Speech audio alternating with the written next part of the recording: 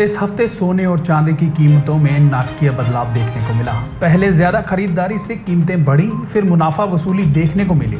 विश्लेषक यह अंदाजा लगाने की कोशिश कर रहे हैं कि सोने की कीमतें आगे कैसी रहेंगी। इस हफ्ते की शुरुआत में गोल्ड फ्यूचर्स ने 56,000 रुपए की रिकॉर्ड ऊंचाई को छुआ। फिर यह बुधवार को गिरकर 50,000 रुपए पर आ गया। इसमें 10% की गिरावट आई। इस तरह सिल्वर फ्यूचर हफ्ते की शुरुआत में 78,000 रुपए पहुंच गया, फिर करीबन 22% गिरकर 61,000 रुपए पर आ गया। तब से दोनों ही बहुमूल्य धातुओं में गिरावट आई है। गुरुवार को सोने में करीब 52,000 रुपए पर कारोबार हुआ, जबकि चांदी 67,000 रुपए के करीब पहुंच गई।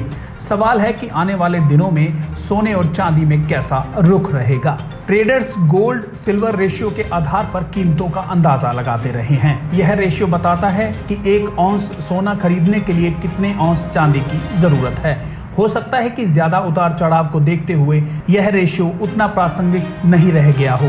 फिर भी इससे दोनों धातुओं की कीमतों के बारे में कुछ अंदाजा मिल सकता है। यह बताता है कि चांदी में तेजी थोड़ी कम हो सकती है, लेकिन इसमें कमाई की संभावना रहेगी। विशेषज्ञों की माने तो गोल्ड सिल्वर रेशियो से यह पता चलता है कि चांदी की कीमत ज्यादा नहीं है और कमोबेश यह न्यूट्रल है। वे मानते हैं कि सोने में तेजी जारी रहेगी, चांदी में भी तेजी रहेगी, लेकिन यह सामान्य होगी, वैसी नहीं जैसे हमने अभी देखी है। वे कहते हैं कि डॉलर में छोटी अवधि में सोने का टारगेट प्राइस $2100 प्रति औंस है।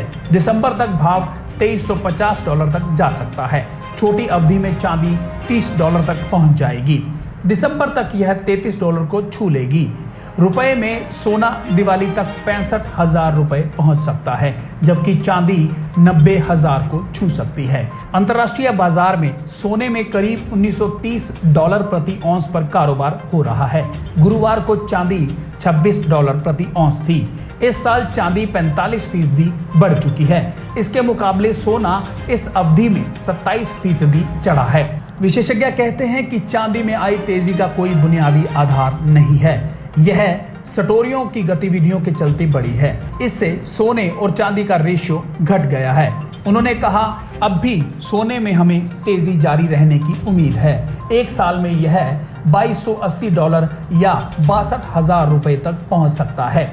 हमें चांदी में ज्यादा तेजी की उम्मीद नहीं दिखती। हमने चांदी के लिए 75,000 रुपए का टारगेट दिया था, जो इसने छू लिया है।